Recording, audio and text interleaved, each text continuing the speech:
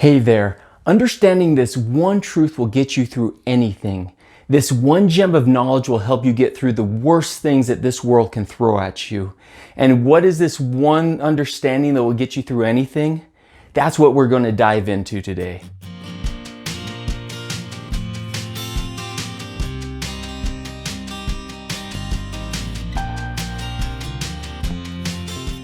To discover this, let's look at two individuals who perhaps went through the worst things this world has ever produced.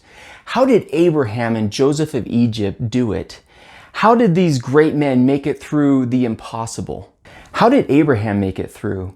Abraham and Sarah were not able to have children together yet, but they trusted in God's promises. Finally, when Abraham was about 100 years old, Sarah bore their son Isaac. Many years later, God asked the impossible of Abraham. He asked him to take Isaac and perform a human sacrifice of him. And what made this all the worse is that Abraham grew up knowing all too well the horrors of human sacrifice because of his wicked father. And now, in this greatest of contradictions, the Lord was asking the same thing of Abraham, to do this great evil towards his son Isaac. How did Abraham make it through this? When the Lord asked Abraham to sacrifice his cherished son, why didn't Abraham decide that God had crossed a line and then walk away from God forever? What made it so Abraham could move forward in faith and obedience to God despite the horror of what he was being commanded to do? Likewise, how did Joseph, who was sold into Egypt, make it through his difficult trials? Like Abraham, he had been promised great things, but despite Joseph's faithfulness, something always went wrong. He was betrayed and sold into Egypt by his brothers. Later, after valiantly rejecting the illicit offers of his master's wife, he was accused of rape and then went from servitude to imprisonment in a dungeon of Egypt. But even in prison, he remained faithful to God. It seemed that no matter how faithful Joseph was, God was no longer looking out for him and things kept getting worse. What did these men know that compelled them to be so faithful despite every contradiction, trial, and cruelty of life? What did they understand that gave them such a strong foundation that when the spiritual and emotional hurricanes tried to challenge their faith, that they could still make it through? The answer is that these men knew and had decided that God is good. That no matter how things might look, they had determined that God is always good and always faithful. Although all evidence might seem to show that God was no longer good, they knew otherwise, and knowing this allowed them to keep their faith strong even through their challenges, despite how things looked. They were confident that God was constantly loving, merciful, kind, forgiving, and faithful, that He's good.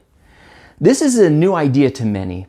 Often when people consider the attributes of God, they'll think about how He's omnipotent, all-powerful, and omniscient, all-knowing. But perhaps the most overlooked yet most crucial attribute is that God is omnibenevolent, or all-good. In other words, He is perfectly moral. God does the right thing every time, all the time. God is perfectly good. In other denominations of Christianity, it is common to hear them proclaim, God is good. This term had bothered me for years. I thought, good? God isn't just good. Why are you giving Him the B grade when He deserves the A+? But it wasn't just in the vernacular of these different denominations. In the scriptures, the term good is often used to describe God. I've learned that the reason people say good, or God is good, rather than great, is a translation point in the King James Bible. When they translate good, they're talking about the morality of God. God is perfectly moral. Great, on the other hand, is talking about a level of performance. Since hitting the bullseye on a target is the best possible outcome, we would say that their performance was great. Thus, God is good and great for that matter. An example of these words being used this way is when the Frenchman Alexis de Tocqueville visited America in the 1830s. He wondered how America had become so great and able to maintain its liberties. He said, quote, Not until I went into the churches of America and heard her pulpits flame with righteousness did I understand the secret of her genius and power. America is great because America is good. And if America ever ceases to be good, America will cease to be great. In other words, America is great or excels in performance because America is good, it's moral and righteous. There are so many scriptures that show the goodness of God. Here's just a couple. Doctrine and Covenants 29:5 provides a helpful example of the Lord's natural positive disposition and goodness towards us. It says, "Lift up your hearts and be glad, for I am in your midst, and I am your advocate with the Father, and it is His good will to give you the kingdom." God is naturally inclined towards us. He inherently favors us just as a parent instinctively favors their child, and He wants the best eventual good for them. God is pulling for us and is always on our side. Jeremiah 29:11 teaches, "For I know the thoughts that I think towards you, saith the Lord, thoughts of peace and not of evil, to give you an expected end." Speaking of God's goodness, Elder J. Devin Cornish taught, quote, "The God of heaven is not a heartless referee looking for any excuse to throw us out of the game. He is our perfectly loving Father who yearns more than anything else to have all of His children come back home and live with Him as families forever. There is nothing God could start doing that could make Himself more good, nothing that could make the Lord more morally righteous. He's already there. So when we're feeling frustrated with someone, we should not think that God must be frustrated also, because He never is." Back to the initial idea, what one thing did Abraham and Joseph know that helped them get through their unbelievably challenging trials and still have the faith and trust in God? They knew God's character. They knew God is good. That knowledge of God's goodness provides a sure foundation by which they could interpret all the trials and difficulties of this life. And I submit that if they did not know God was good and perfectly loving, they would have walked away from Him. You and I must come to the same understanding that Abraham and Joseph also knew. In order to make it through the challenges of our lives, we must know and trust in the goodness of God. We must have this foundation of faith to stand firm in the storms of life. I didn't always have this understanding of God's goodness. Earlier in my life, when tough challenges or trials seemed unfair, I would question the goodness of God. I would harbor resentment and wonder, why me? Why is this happening?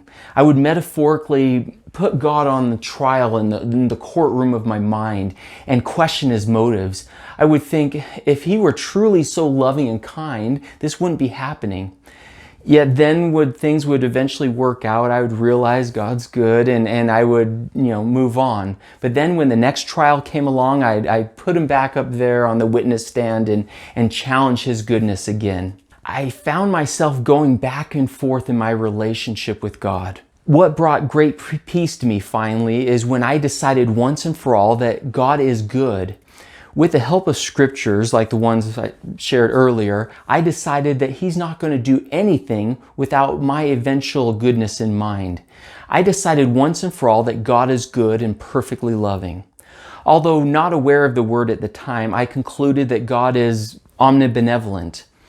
This decision made my life so much easier.